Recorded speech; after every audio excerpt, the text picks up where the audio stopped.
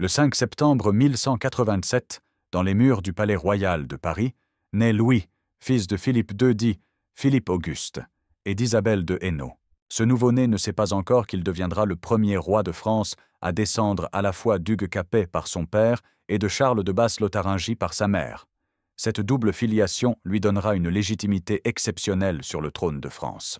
L'enfance de Louis se déroule dans l'ombre d'un père conquérant. Philippe Auguste transforme le royaume de France en véritable puissance européenne. Ses victoires militaires retentissantes, notamment à Bouvines en 1214, marquent l'esprit du jeune prince. Louis grandit en observant comment son père consolide le pouvoir royal, reprend les territoires aux Anglais et unifie progressivement le royaume. Dès son adolescence, Louis montre des qualités de chef militaire. Son père l'associe aux affaires du royaume et l'initie aux subtilités de la diplomatie européenne. Le surnom de Lion, qu'il portera plus tard, commence déjà à se dessiner dans ses premiers faits d'armes.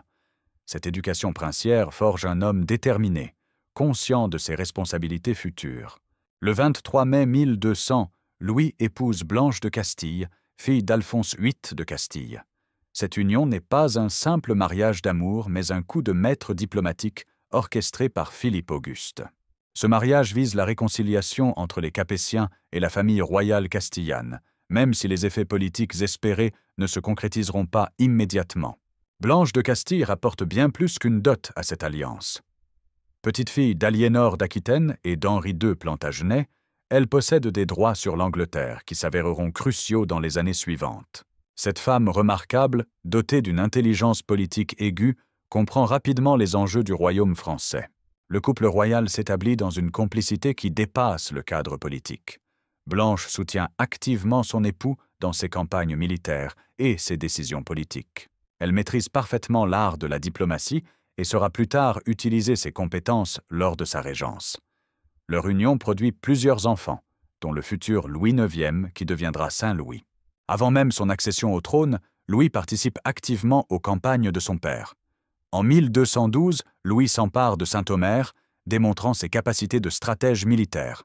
Cette victoire n'est qu'un avant-goût de ce qui attend les ennemis de la France. Les relations avec l'Angleterre se détériorent progressivement.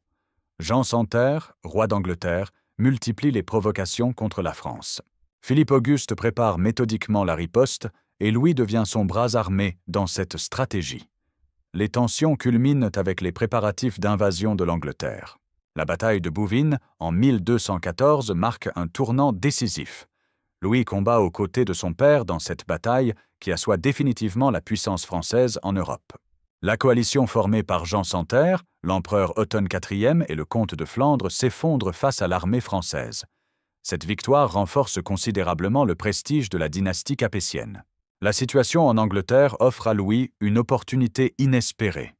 Les barons anglais, excédés par les exactions de Jean sans Terre, cherchent un prétendant capable de renverser le roi honni. Louis devient roi d'Angleterre de 1216 à 1217, pendant 1 an, 1 mois et 9 jours. Cette couronne temporaire lui vaut une expérience royale précieuse avant son accession au trône français. L'expédition anglaise commence sous les meilleurs auspices. Louis débarque en Angleterre avec une armée française et rallie immédiatement une grande partie de la noblesse anglaise. Londres ouvre ses portes au prince français qui se fait proclamer roi dans la capitale anglaise. Cette reconnaissance formelle donne une légitimité officielle à ses prétentions. Cependant, la mort de Jean sans Terre change complètement la donne politique. Henri III, fils de Jean sans Terre, n'a que 9 ans, mais les barons anglais lui rallient progressivement leur soutien. La régence anglaise, menée par Guillaume le Maréchal, organise efficacement la résistance contre l'occupation française. La bataille navale de Sandwich en 1217 scelle le sort de l'aventure anglaise. La flotte française, commandée par Eustache le Moine, subit une défaite cuisante face à la marine anglaise. Cette défaite maritime coupe Louis de ses renforts continentaux et compromet définitivement ses chances de conserver la couronne anglaise. Louis négocie alors son retrait d'Angleterre en échange d'une indemnité substantielle. Cette retraite stratégique lui évite un enlisement coûteux et lui permet de concentrer ses efforts sur la France. L'expérience anglaise enrichit considérablement sa vision politique et militaire. Le 14 juillet 1223, Philippe Auguste s'éteint à Mantes, léguant à son fils un royaume unifié et prospère. Louis hérite d'un patrimoine royal considérablement agrandi et d'une autorité royale renforcée. Il est sacré le 6 août 1223 à la cathédrale de Reims par l'archevêque Guillaume de Joinville, accompagné de la reine Blanche de Castille. Le nouveau roi prend immédiatement les rênes du pouvoir avec une détermination remarquable. Sa première priorité consiste à consolider les acquis de son père et à poursuivre l'unification du royaume. Louis VIII comprend que son règne s'inscrit dans la continuité de l'œuvre de Philippe Auguste, tout en devant affirmer sa propre autorité. Les premiers mois du règne révèlent un roi énergique et déterminé. Louis VIII réorganise l'administration royale, renforce le contrôle sur les grands vassaux et modernise l'armée française. Ces réformes témoignent d'une vision politique claire et d'une volonté de modernisation du royaume. La cour française reconnaît rapidement en Louis VIII un souverain à la hauteur de son père. Son expérience acquise lors des campagnes précédentes et sa connaissance approfondie des affaires européennes lui confèrent une crédibilité immédiate. Les conseillers de Philippe Auguste acceptent naturellement de servir le nouveau roi. Dès son avènement, Louis VIII entreprend de renforcer l'autorité royale dans tout le royaume. Il poursuit la politique de centralisation initiée par son père en développant l'administration royale. Les baillis et sénéchaux voient leurs pouvoirs étendus et leurs missions précisées. Cette organisation administrative permet un contrôle plus efficace des provinces. Le roi impose progressivement sa justice sur l'ensemble du territoire français. Les cours seigneuriales perdent peu à peu de leur influence au profit de la justice royale. Cette évolution renforce considérablement l'unité juridique du royaume et affirme la suprématie du pouvoir royal sur les pouvoirs locaux. Louis VIII développe également les ressources financières de la couronne. Il modernise le système fiscal et accroît les revenus royaux grâce à une meilleure gestion du domaine royal. Ces ressources supplémentaires lui permettent de financer ses campagnes militaires et de maintenir une armée permanente. La diplomatie française sous Louis VIII gagne en sophistication. Le roi noue des alliances stratégiques avec les puissances européennes et isole ses ennemis potentiels. Cette politique étrangère habile consolide la position française sur l'échiquier européen. Louis VIII reprend immédiatement les hostilités contre les possessions anglaises en France. Il s'empare de Niort et La Rochelle, portant des coups décisifs aux positions anglaises sur le continent. Ces conquêtes s'inscrivent dans la stratégie globale de reconquête des territoires perdus par Philippe Auguste. La campagne de Poitou révèle les qualités militaires exceptionnelles de Louis VIII. Il mène ses troupes avec une efficacité redoutable, combinant la rapidité d'exécution et la précision tactique. Les places fortes anglaises tombent les unes après les autres devant l'armée française. Henri III d'Angleterre, encore mineur, ne peut organiser une résistance efficace face aux offensives françaises. La régence anglaise concentre ses efforts sur la défense de la Guyenne, abandonnant progressivement les positions septentrionales. Cette stratégie défensive permet à Louis VIII de reconquérir rapidement d'importants territoires. La population locale accueille généralement favorablement les troupes françaises. Les bourgeois des villes conquises préfèrent souvent l'administration française à la domination anglaise. Cette adhésion populaire facilite considérablement l'intégration de ces territoires dans le royaume de France. Les victoires dans l'Ouest renforcent considérablement le prestige de Louis VIII. La noblesse française reconnaît en lui un chef de guerre à la hauteur de Philippe Auguste. Ses succès militaires légitiment pleinement son autorité royale. La croisade contre les Albigeois, initiée sous Innocent III, reste inachevée à l'avènement de Louis VIII. Le Languedoc continue de résister à l'autorité française et l'hérésie cathare persiste dans de nombreuses villes. Cette situation compromet l'unité religieuse du royaume et défie l'autorité royale. Raymond VII de Toulouse incarne cette résistance méridionale. Ce seigneur habile manœuvre habilement entre soumission apparente et rébellion ouverte. Il entretient des relations ambiguës avec les hérétiques tout en affirmant sa fidélité à l'Église catholique. Cette duplicité exaspère Louis VIII. La diplomatie pontificale encourage vivement Louis VIII à reprendre les opérations dans le Midi. Le pape Honorius III voit dans l'intervention royale française le moyen définitif d'éradiquer l'hérésie cathare. Cette caution religieuse donne une légitimité spirituelle à l'action militaire française. Louis VIII prépare minutieusement cette campagne méridionale.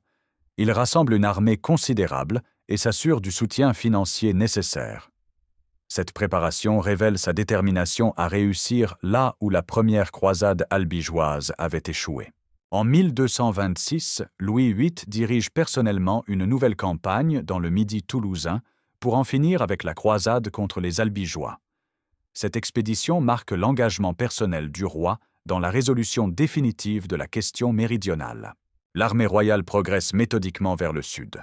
Les places fortes capitulent les unes après les autres devant la puissance militaire française. Cette progression témoigne de l'efficacité de l'organisation militaire mise en place par Louis VIII. Les seigneurs méridionaux comprennent rapidement l'inutilité de toute résistance. Après avoir pris Avignon et ravagé le pays, Louis VIII impose l'autorité royale française dans des régions jusque-là indépendantes. La prise d'Avignon constitue un symbole particulièrement fort car cette ville était considérée comme imprenable. La campagne de 1226 révèle les qualités exceptionnelles de Louis VIII comme chef militaire. Il combine parfaitement la rigueur tactique et la clémence politique. Les villes qui se soumettent sans résistance bénéficient de conditions favorables, tandis que celles qui résistent subissent la fermeté royale. Le siège d'Avignon démontre la supériorité technique de l'armée française. Les machines de guerre royales pulvérisent les défenses de la ville. Cette démonstration de force décourage définitivement les derniers foyers de résistance méridionale. Les conquêtes de 1226 modifient profondément la géographie politique du royaume français. Cette campagne prélude à l'annexion de ces régions au domaine royal. Le Languedoc passe définitivement sous contrôle français, marquant une étape décisive dans l'unification territoriale du royaume. L'administration française s'implante rapidement dans les territoires conquis. Louis VIII nomme des sénéchaux français pour gouverner ces nouvelles provinces. Cette organisation administrative assure l'intégration effective du Languedoc dans le royaume de France. La noblesse méridionale se rallie progressivement au pouvoir royal français. Les seigneurs locaux comprennent l'intérêt de collaborer avec la nouvelle autorité. Cette adhésion facilite considérablement la pacification de la région. L'Église française étend également son influence dans le Midi. Les évêques français remplacent progressivement les prélats compromis avec l'hérésie. Cette réorganisation religieuse complète l'œuvre politique d'unification.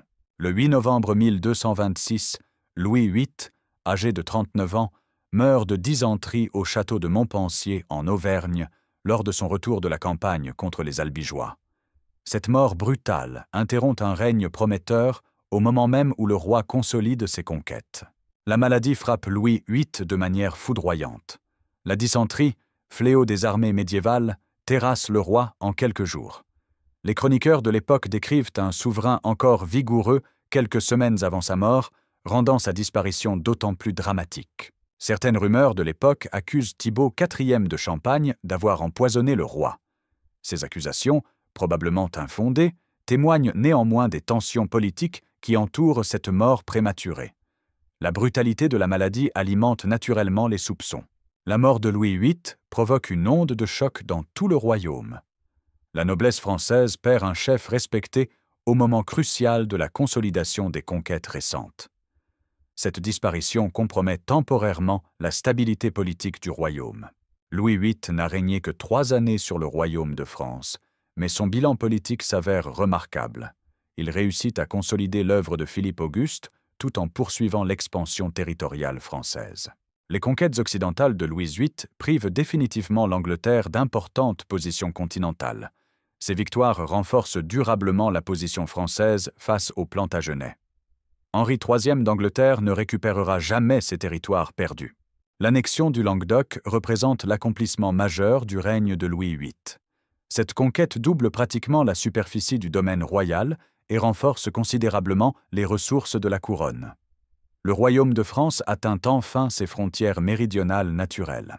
La modernisation administrative entreprise par Louis VIII survit à sa disparition.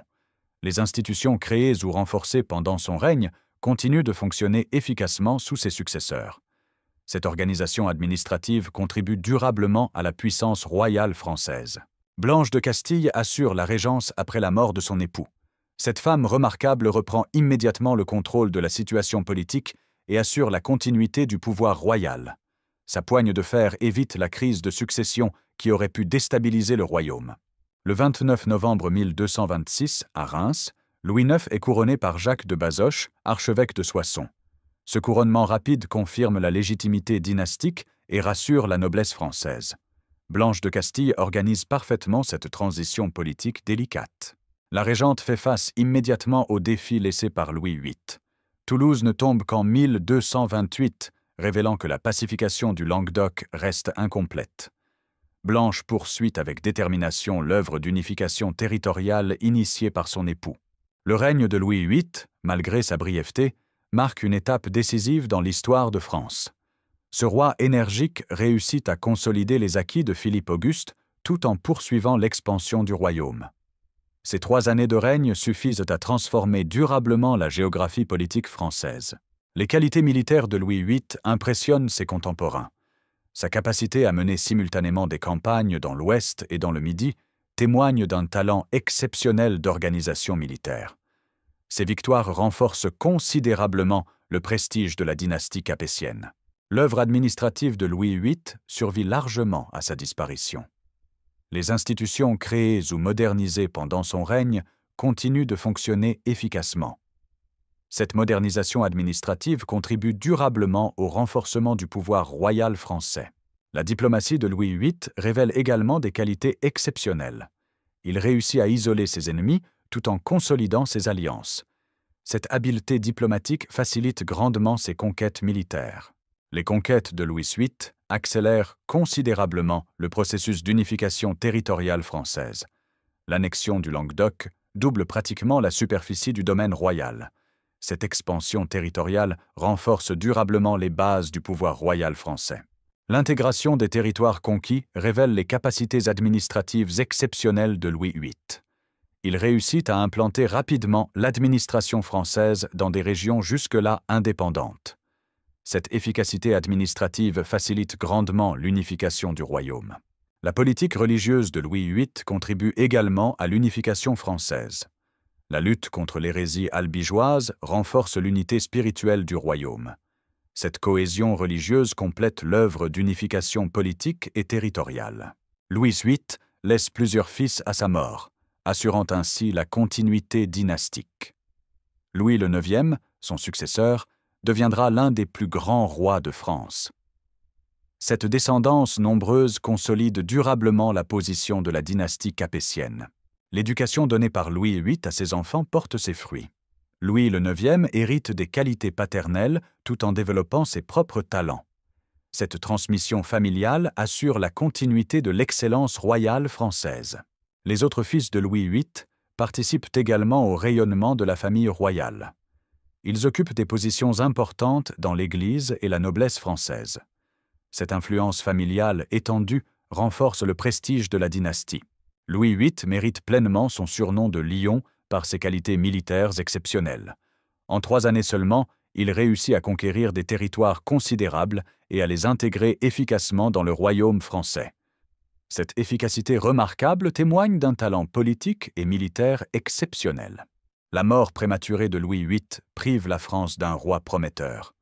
À 39 ans, il possédait encore de nombreuses années devant lui pour consolider son œuvre. Cette disparition brutale interrompt une carrière royale exceptionnellement brillante. Néanmoins, l'héritage de Louis VIII survit largement à sa disparition. Ses conquêtes territoriales, ses réformes administratives et sa descendance royale marquent durablement l'histoire française. Ce règne bref mais intense constitue une étape décisive dans la construction du royaume de France. L'exemple de Louis VIII démontre qu'un règne court peut néanmoins être décisif dans l'histoire d'un royaume. Sa détermination, son efficacité et sa vision politique compensent largement la brièveté de son passage sur le trône. Ce roi exceptionnel mérite sa place parmi les grands souverains français.